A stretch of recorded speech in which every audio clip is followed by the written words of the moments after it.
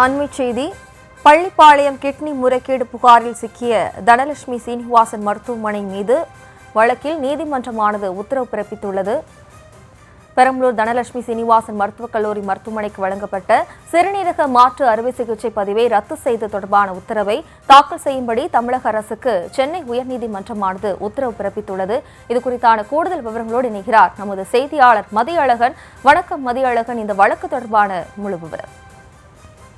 முறைகேடாக சிறுநீரக மாற்று அறுவை சிகிச்சை செய்ததாக கூறப்பட்ட புகார்களின் அடிப்படையில் விசாரணை நடத்திய தமிழக அரசு திருச்சி சிதார் மருத்துவமனை, பெரம்பலூர் தனலட்சுமி சீனிவாசன் மருத்துவக் கல்லூரி மருத்துவமனை ஆகியவற்றுக்கான சிறுநீரக மாற்று அறுவை சிகிச்சை உரிமத்தை ரத்து செய்ய நடவடிக்கை எடுக்கப்படும் என கடந்த 10ஆம் தேதி செய்திக்குறிப்பு வெளியிட்டிருந்தது. இந்த செய்திக்குறிப்பை ரத்து செய்ய கோரியில் அதற்கு தடை விதிக்க கோரியில் தனலட்சுமி சீனிவாசன் மருத்துவக் கல்லூரி மருத்துவமனை தரப்பில் சென்னை உயர்நீதிமன்றத்தில் மனு தாக்கல் செய்யப்பட்டது. அந்த மனுவில் சிறுநீரக மாற்று அறுவை சிகிச்சைக்கு வழங்கப்பட்ட உரிமத்தை தற்காலிகமாக ரத்து செய்ததை எதிர்த்து தாக்கல் செய்யப்பட்ட மேல்முறையீடு அரசின் பரிசீலனையில் உள்ள நிலையில் நிரந்தரமாக ரத்து செய்வது குறித்து முடிவெடுக்கப்படும் என பத்திரிகை செய்திக்குறிப்பு வெளியிட்டுள்ளதாக தெரிவிக்கப்பட்டுள்ளது.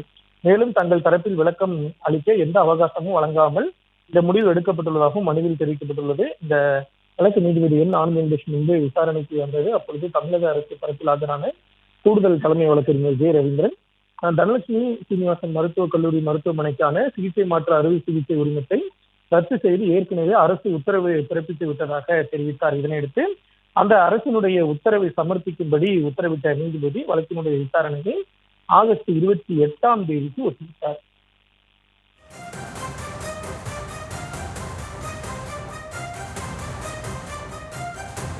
விவரங்களுக்கு நன்றி மதியழகன்.